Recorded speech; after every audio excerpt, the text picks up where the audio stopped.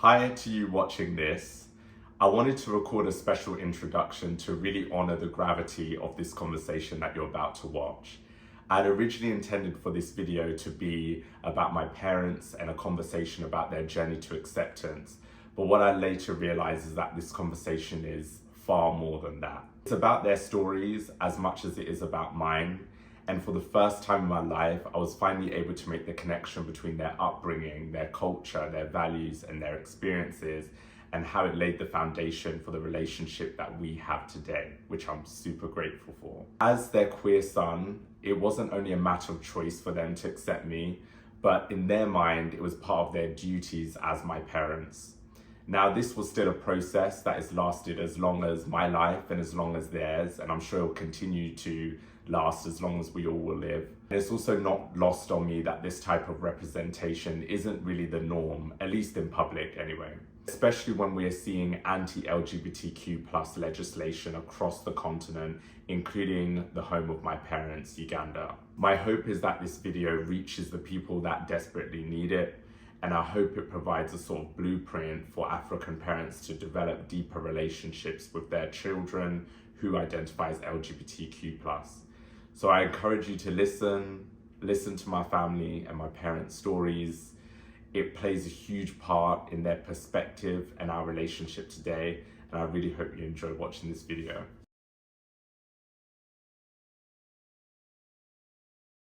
Hi everyone, and welcome to today's very special Conversations in a Living Room. I'm Andrew, and I'm joined today by my parents, my dad, whose name is Dad, and my mum.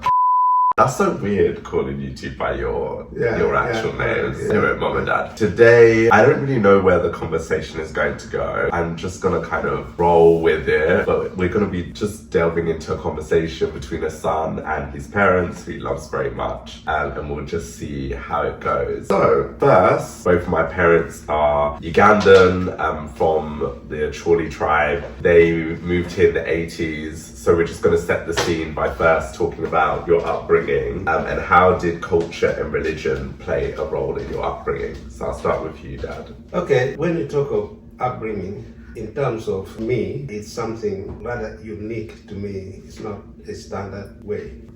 The reason being is that due to what in Africa, infant mortality rate, most of my brothers and sisters, they just died before their fifth birthday. And because of that, when I was born, I was given a very funny or weird name, Odu, which means rubbish. The reason was that there was no expectation that I would live for long, so I was just taken as rubbish. And it was not only the name, but I was raised through the participation of witch doctors, where every month they would do some ceremonies of me, different humiliation, cutting off, saving my hair, and getting a chicken, live chicken, just running it over my head, and my mom would cry and beg the gods to keep me alive. To me, it was just like normal, because they started when I was just little and then kind of just grew into it. And they were often, I was not allowed to go and play with my other friends for fear that something could happen to me, because I was like very delicate. Anything could happen and I would go. So I took myself as different, not in any way I would be proud of. I was just like living on borrowed time. So wherever I had any chance, I would try to play mischief, but then they would warn me that, you cannot do this, you cannot do that, and so on. Now, part of my mischief, I think I can remember very well, is there was just one single occasion. We were in the heart, and a government person, official, came to visit my parents. To be honest, that was the first time I saw someone totally different from anybody I'd seen in the village. He was some kind of big person in the literal sense, was big and so on. So my mom prepared coffee for him. Those days, coffee is not drunk every day. It was only on special occasions. Now, this big person was having his coffee, and then I kind of challenged him and said, "Now, you're just drinking alone. Why don't you share it with the children around you?" And then, he got embarrassed. He said, "Oh, sorry.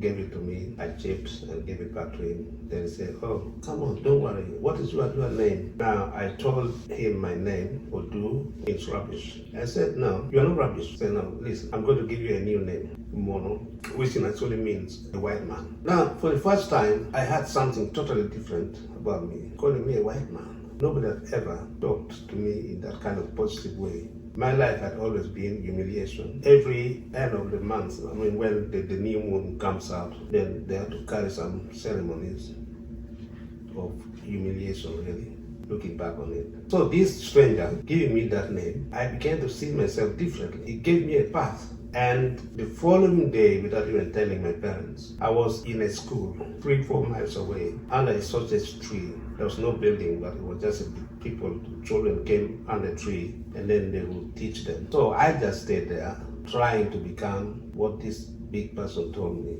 Mono, white person. Now I come back, my dad said, where have you been? I told him, I said, I've been in school. And he laughed. He said, oh, you are not going to do it. This is dry season. Are you going to carry on until when, even during the rainy season and so on? Now, talking to me like that emboldened me. I had something to prove that I was not really rubbish. I'm somebody. So yes, that is how I just kept on the path of education. But the sacrifice to me, looking back, was total because my dad loved hunting. So he would have a home. After about 4 or 5 years, he would move to where the games are, where he could do the hunting. So the school was always far away from my home. So I just lived through people, living with them. My relatives whose home were near the school, I was just living with other people. And of course, they were all good, but not all of them. I learned to be subservient. And the biggest thing that helped me, I tried to become funny. So I would try to talk things, twist it out to make people laugh. And in that way, I was living on that kind of borrowed time because even if one of them was against me, I already made a lot of them happy by just talking this kind of stories. So yes, that is how I just kept going. And I managed to, study very well and got a good job eventually, worked for Uganda Airlines as an accountant. But then again, later on, the Uganda I know started to change. There were just military coups, fighting, and everything else. What time period was this? Was this the 70s, 80s? Yes, I finished my studies and then I taught for 1 year in my village. And then I went to Kampala to look for a job. And I was fortunate. I got a good job with Uganda Airlines. And things were good. I did not even expect that I would be leaving my country, but then within the time I stayed in Uganda, there were about 4 or 5 military coups, people just fighting to overthrow the government. And the last one was so bad, I had to just leave the country, and then I came into my new world and on my own because my wife and the children, I sent them back to the village because of the war. So I just came here, to the UK alone. What year was it that you came here? 1986. Now, in 1986, we were living on Social Security, and until when I was given the right to stay in the UK, then I started doing all type of jobs, mainly just to make me hopefully get my family.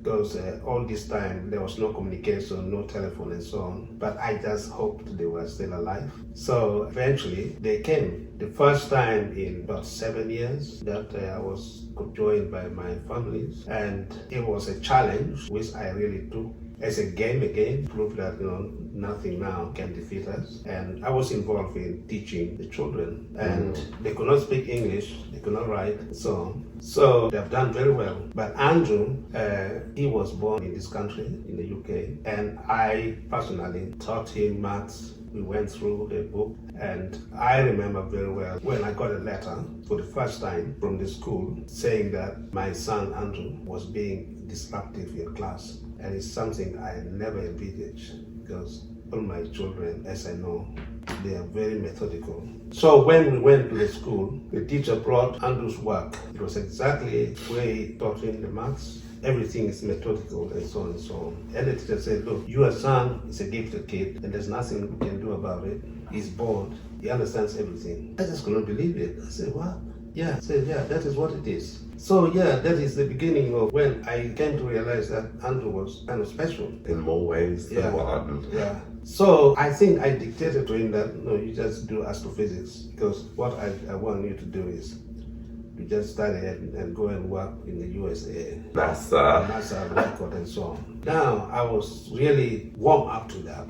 But Andrew comes back after finishing his first degree, and he said he was not going to do the second degree. I was devastated. I said, why? He said, no, I just wanted to do it for you. I just don't want to do it. I'm okay with it. I realized there was not much I could do about it because, it's his choice. He's a grown-up person and so on. But then something came back to me in some way. Why it is that Andrew doesn't want to go do his master's was when we went for his graduation. His friends accompanied me, but when the time came for the graduation, we were left with my wife, and we went to a house where Andrew was living. And there was a boy there in the room. And I did not take much of it. But then, looking back, Andrew's friends were not there. It was now me, my wife, and then some boy. Yeah. So next, Mum, what do you remember about your upbringing? I'm going to say hi everyone, ladies and gentlemen. My name is Catherine Odong, and then this is Andrew and Tochi House to make people out there to know. When I know you're feeling that you're not alone, and we're all on it, and we have to do things together to work it out. And talk about myself. I was born number 13 in my family. My mom got 15 children, 6 boys and 9 sisters. We were 9. And then if you think about it, because family become big, when you're born young, they're sending you to look after your sister or children. I've never ever been with my mom and dad to know them because they're sending me to look after my sister's children. But when I finished term for one, they send me to another one. And then I've been asking my mom, I said, why? Why you not want me to be with you? Because I meet you. My mom said, your sister, they have to work because they can't work with children. And then think about that. I said, if I got on my own family, I'm going to look after them until I die because I never know my mom. And then at the time they were want to send me to other my sister, which I would love them to death. They become like my mom. And then apparently I just ran away. I hide myself. Like I know this time, if I go to her, maybe we are going to die, or they say something, it was not right.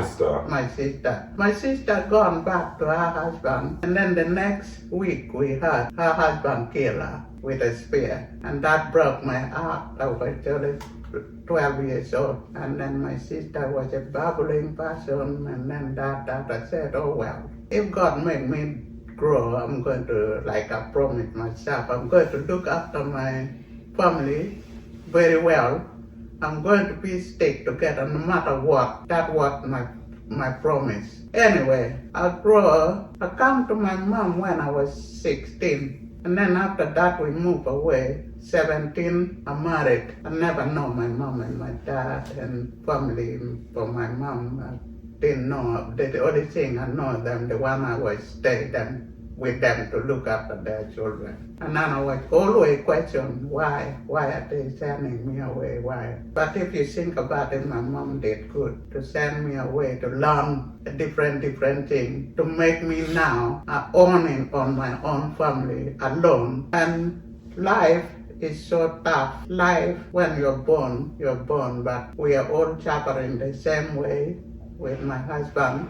And the funny thing is that if you're not been to school, you're not married, someone who study. But they said if God make you with someone, there's no one can break. In the end of the day, we married, and because we didn't know each other when we are little, but we didn't know each other. My husband auntie married my uncle, and then my husband would stay with his auntie, and then we never ever meet each other, and yet we stay in the same area. When we married, people they said, oh, you're married. I've been really abused, really, with people. From growing to married, someone who study. I never study, I didn't speak English. Anyway, like we said, war started. And then my husband sent us home. And from home there, the war gone back home in our village. Never see things like that. And I didn't know where my husband is. My husband doesn't know where we are still alive. 3 children of which we was only 3 months old. And then we stay, we just cry all the time. And then I can't afford to cry because always you have to run away in the bush. For 2 years we've been hiding. One day, my brother-in-law beat me up, and then I got better, and then another one beat me up, and then I got better, another one. My brother said, no, I'm not going to carry on like that anymore. If you want to die with your married home, you die alone. My brother went, picked Simon, John, Yella, took them away because I know, I promised myself I'm not going to allow my children to be suffering like I've been through. And then I went there to pick my children. And also I don't want to leave my married home because that is my home. I don't want to go and stay in my brother's home again. My brother said, you're crazy if you go back because your husband is not there. They don't know where he is. They're going to kill you and throw you away. If you want to die like your sister, her husband killed, but you're going to die with your married family. And then when you want to go back, go on your own. And then I just stared with my heart ringing, said I don't want to be like my sister. And then I stayed. Not even 1 year, my sister-in-law went, the one they married with my money. Went in the market far away, came back in the morning. They stayed there because they met someone who lived in Kampala. They is my cousin as well. And I said, ooh, I said, why you come home and happy like that? Said, we met your husband. I said, where? I was cleaning the house. I said, where? He said, pick your bag, go. We met Fabil. Fabil bring your husband a picture, look, and picture, and then the letter. And I said, really? And I just went and then take the water, start having Baba start running. I went there in the night, and that time it was really horrible. If people coming, you have to jump in the bush hiding. Because if they find you, they kill you. And then I went like 10 o'clock in the night, and my cousin saw me start happiness. He said, where children? I said, I left them behind. He said, why? Why you left them? I've gone back another day to pick them. We start walking because no car. We walk, and then when people come, we just run in the bush. We walk to go in Kulu, and then we can come in Kampala. Anyway, we come Kampala, we just stay. We thought it's going to be easy to come straight. It was not easy. Another year. To come to the UK? Yeah. And then people, they were just carry on and said, oh, your husband doesn't want you. And then we came in the train. We came in Carnival Day. On Carnival Day, Yeah, which is really busy. Really busy. And then we stay in the sky for like, we're going round for another 1 hour and a half. We come down. I was just so skinny with 3 children. And then people, they were just on the line. And I was just far away. I saw people, they're doing, you, people, they're doing me, you, me, and then they're pointing me. And I said, I did the same, yeah, come forward, come straight. And then people, they start arguing, said, that lady, she was far away, we all want to go home. But now, why they're picking?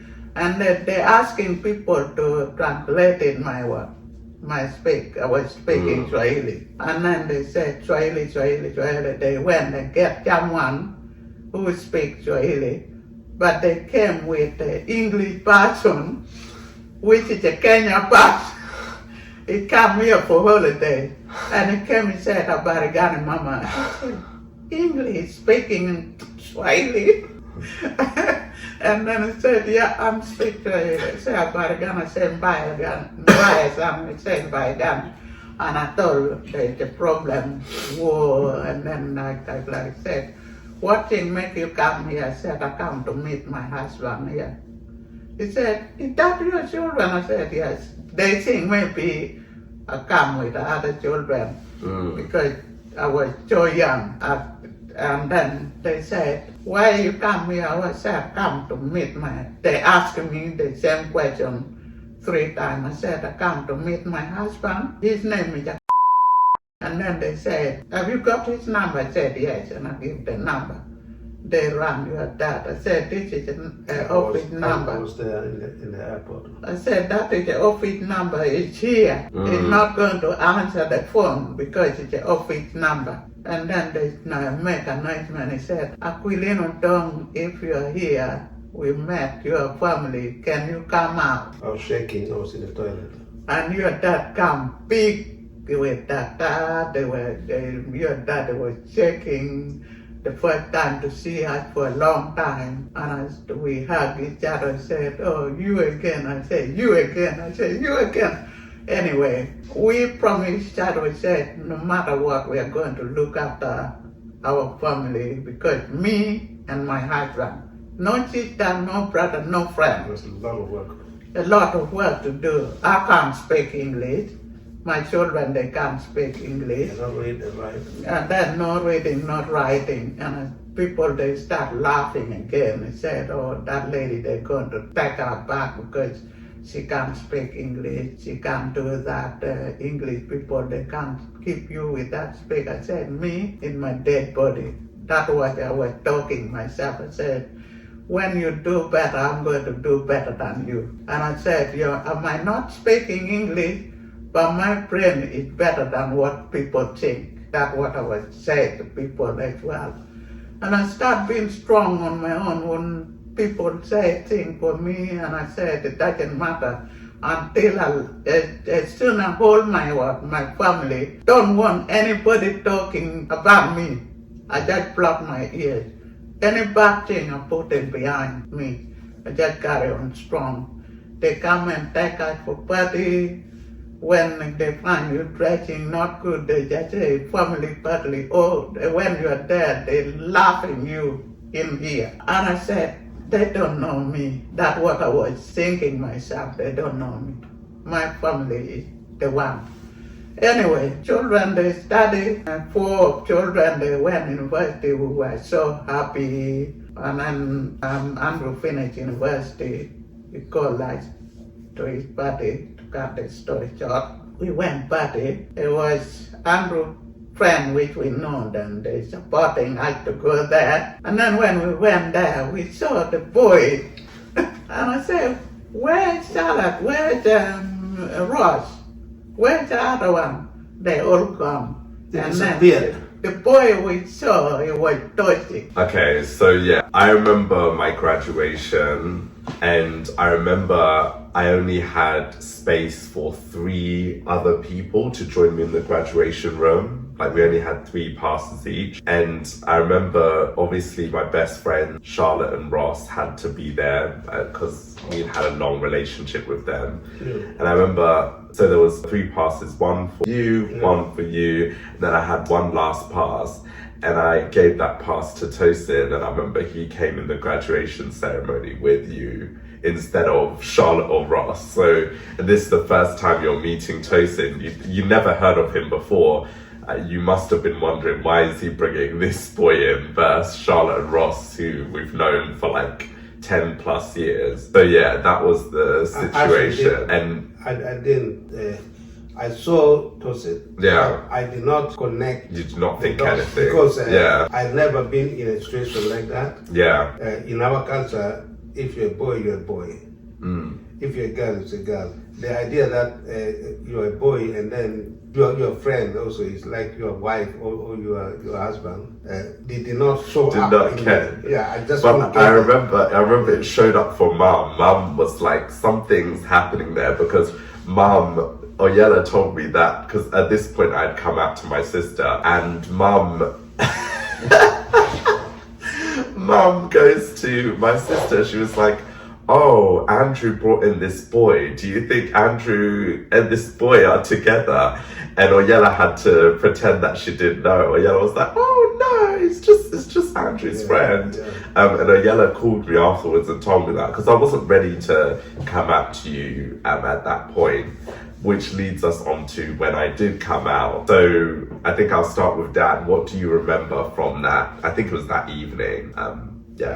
When I came out. Well, when you came out, it was in like disbelief because I did not really understand how like the gay person behaves or anything. I could not link it up because I did not know, even up to now, really, I don't know how the body language and so on is not how I was brought up. So I just did not understand. To me, it was like, are you kidding me or is it for real? But then at the same time, as I was questioning, I understood there is a limitation. There's not much I can do about it because in the end, you are my son and there is no choice of, oh, this is what I'm going to do and so on, because there's nothing really I can do other than to just stick together and maybe this could just be like a bluff or something like that.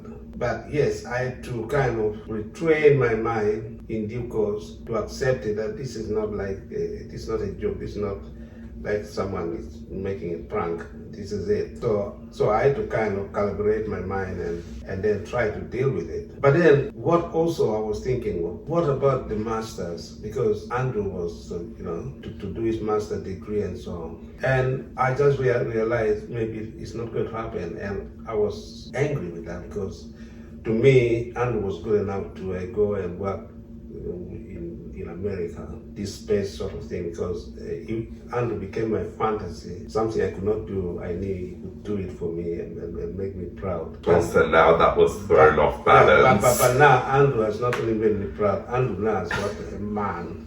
As a wife or as a man, and then yet every time I talk of my children, how well they've done, I would bring in Andrew just to make me feel good. So I had to try to cope with that new reality. Because I remember, but what was so funny, I remember early on after I came out, I remember you said, because you needed to latch onto some idea of what a gay person looked like, because you, as you said, like, you didn't really know what that looked like. And I remember you saying to me, one of the ways that you started to believe that I could still be successful whilst being gay is, I remember you saw that the CEO of Apple, Tim Cook, was gay. And I remember you said to me, oh, Andrew, I've seen Tim Cook is gay. And I think for you in your mind, that was a way for you to affirm the fact that, oh, my child can still go on and do all these things. I had to try to bring it into a positive way. Yeah. To actually say that the whole thing is not finished yet. Yeah. The gay thing is not like the end of the world. It can still happen. But what was your biggest fear with it? Also, what I did not understand was that, how it is that you are gay and then you are not even saying that it's a bluff. And you just seem to carry on with it, and I'm thinking, what? And then got married as well. Yeah, and then the bluff came. Were you waiting at the wedding to be like, oh? Yeah, and then the wedding and so on. I'm saying, is this real or what? Are you bluffing me and so on? Yeah, but then again, I learned something there, the spirit of, because most of your friends who came are all in this kind of situation. So I began to understand that, together, especially when you are doing things society don't want, sticking together can be a force for good. And then I understood how being gay was not just being gay, it was not only sexual, but there's something deeper into it. The collaboration, the togetherness, and the sincerity. Because I remember at the wedding, when the whole thing finished, one of your friends took us to our hotel, and we went to the gate, said, okay, thank you very much. But they made sure that we were right inside. Yeah. And then the few times I've been in your group, you are looking at after each other's back. It's a family sort of thing. And I'm beginning to think there's a lot to learn from the experience. Because it's like, okay, like for us, the black people here, we are treated in a certain way. But then for you, based on that, and then you have got this other baggage. But then your collaboration and the way you do things together is something anybody can learn from. Because eventually, I've learned a lot about homosexuality. It is what you are, and you are not going to change for somebody, even for your parents. If that is what you are, that is it. And the only thing that could conflict for me is if in the end it meant that you don't have children, for example. There's no continuity in it, and then that's it. Then to me, I think that is when the devil in me will come out, because life is not all about sex. There should be more to it. Yeah, and we've confirmed we intend to have kids. That is something which even if my father would come out from his grave and then he would shout at me, how did you allow that? I would say, but then they've got your grandchildren here. Then I would have something to answer him back. That's all I can say. Okay. And now, Mum, what do you remember from the night I came out? Yeah, from you come out, I was seeing all the family in the house, and then I said, oh, John and Simon. Now they said, oh, I'm going to Claire pregnant or Sarah pregnant. That's what they were come. But I said, in my mind, I said, oh, it could be Andrew. Said, oh, I'm getting married with Sarah, or I got somebody else. That was in my mind, but I was been studying about Jerry Pring. I was strong enough. Anything come.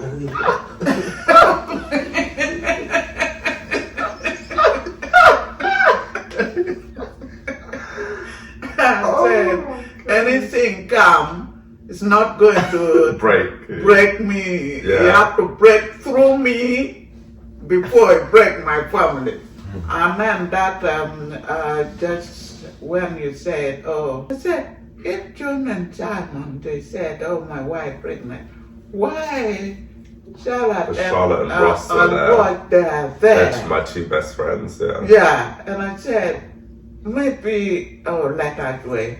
And then when you start said, Mom, Dad, John, everybody, I come out. I know if I keep quiet, it's not going to help me.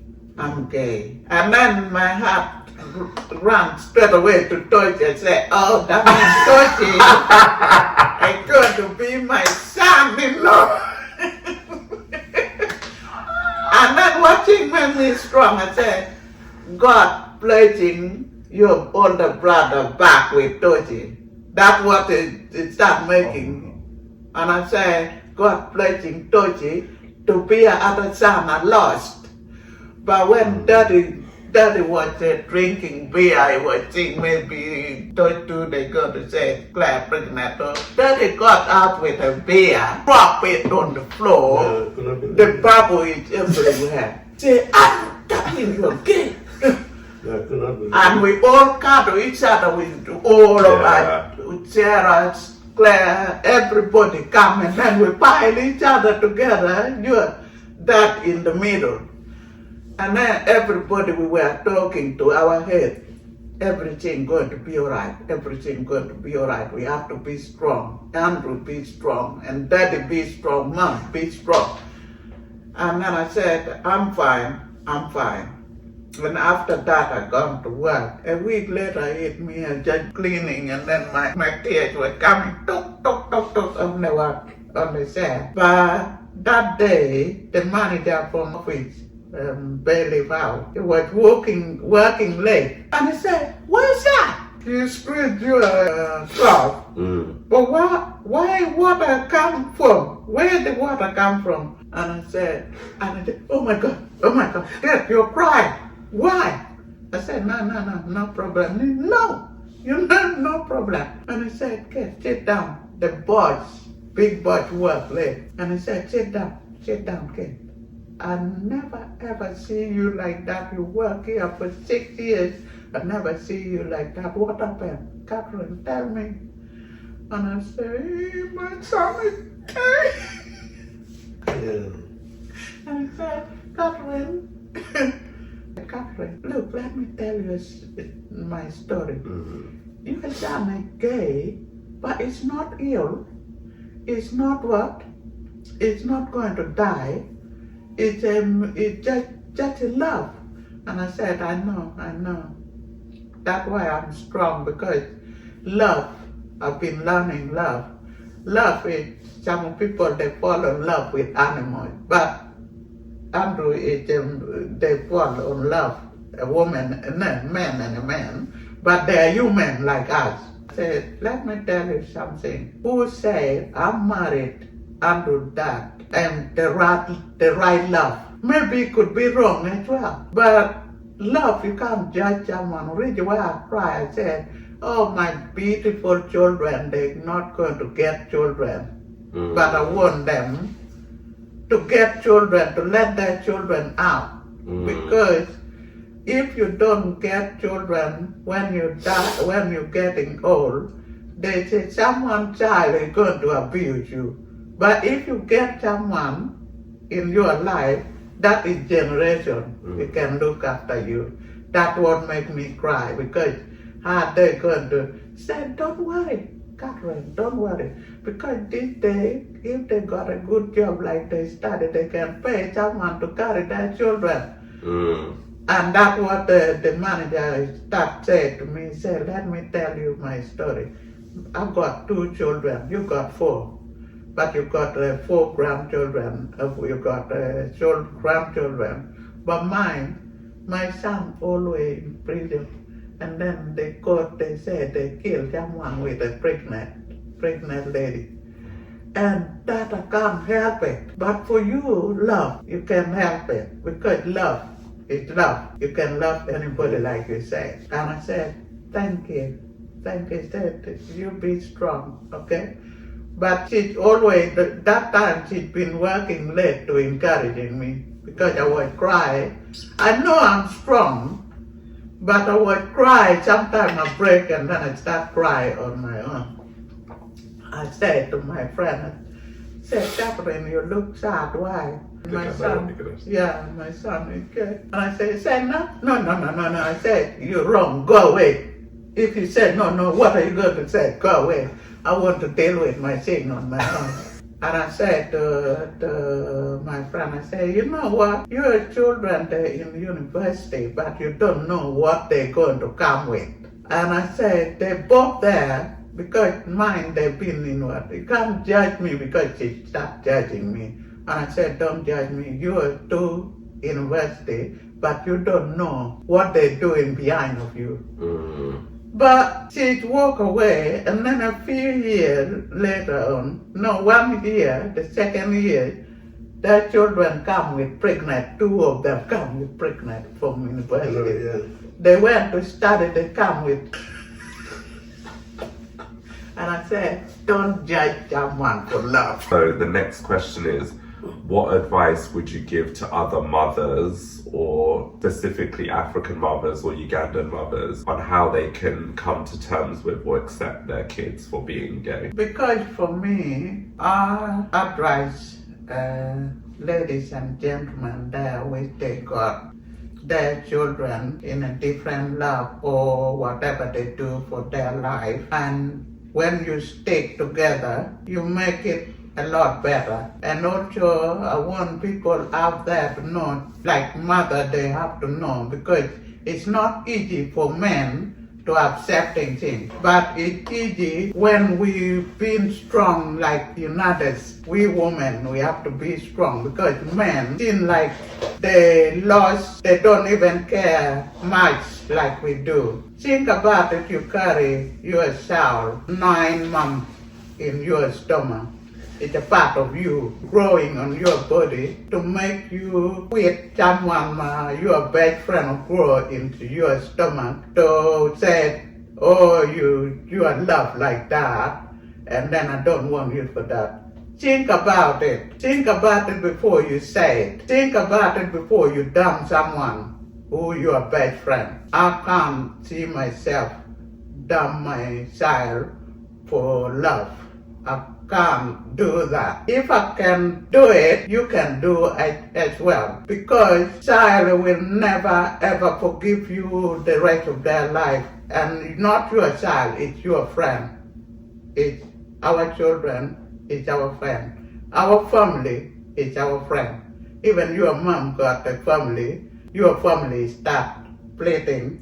You have to look after your family. But I know that, like your sister and brother, they said, why are you allowed that? For me, they asked me, I told them, my sister and my brother, they asked me, said, why? Why are you allowed that? I said, why are you allowed to marry a man? But I remember my mom, they used to say, Adam and Eva, they left them in paradise, said, don't do whatever I wouldn't do. But they did it and they become like a snake. That's what we used to hear that. But love, you can't judge someone for love. And some of them love their man in the house. They go and sleep around. And what is the difference? Because Tochi and Andrew, as I know them, they are my children. They're going to be my children the rest of my life until I die. And then you have to learn that as well. Nobody should dump someone for love. That's what I say. The way I say it, the way I mean it. Okay, now Dad, the same question to you. Yes. What advice would you give to other African parents and fathers who are looking to come to terms with their kids being gay or... Yeah, but my advice really, I would call it my advice. Okay. But what I would say is, as a father or as a mother, the first thing that should come to your mind is you are responsible for them being in the world. You caused them. So now, if they turn out so bad, you may even have to question yourself. They could be demonstrating what is inside you. So then you become the same. So you cannot hate them and then love yourself. That would be a contradiction. So the truth of the matter is, they are your children, you caused them, and you cannot be proud to walk away and then start telling everybody else, I don't like them and so on, and then you just try to feel good about yourself. When the truth is, what have you done about it in a positive way? And that is even not what is going to make your life better. I don't think so. Yeah, you may get so angry and keep it that way, but are you going to get angry throughout your life? That's impossible. So you will be that kind of behavior, you are just bringing the worst that otherwise could not have happened to happen, either on you or on the children. So then where is your responsibility? I think that for me, while they are my children, I also take the view that they are responsible for themselves. So you've got to be in a way that you are open to discussion, you are open to views, and you've got to accept to learn as you go along. And that is not very difficult. As long as you are honest and open, that will come. So the fight, the hatred, that's not where you start from. It's the learning, the appreciation on both sides. The children and you are in it together, really. That's how I look at it. I love you. Oh, I love you back, is it? Yeah. Yeah. Well, on that note, we're going to wrap up today's Conversations in the Living Room. I have laughed, I have cried. Like, I feel like I've gotten a much deeper understanding of my parents. This has actually been really healing even for me to understand. I think to connect the dots of how they see the world from how they grew up, and the choices that they've made and the unlearning and the learning that they have made. I'm so appreciative of them and their voices and sharing their stories. It's not easy to do this. Like, I was nervous, but I'm so glad we did this. And just to wrap up, if you want to learn more about my dad's story and my family's story, he's actually published a book. He is an author. This is his debut book called When an Elephant Cries on Amazon. We'll link this in the description. It's an incredible book that talks about triumph, talks about culture, talks about so many beautiful things. Yeah. So get you a copy if you can, and we will see you in the next couple of weeks. Remember to like, comment and subscribe, and I hope that this is as transformative for you all as it has been for me. Thank you for tuning in. Bye.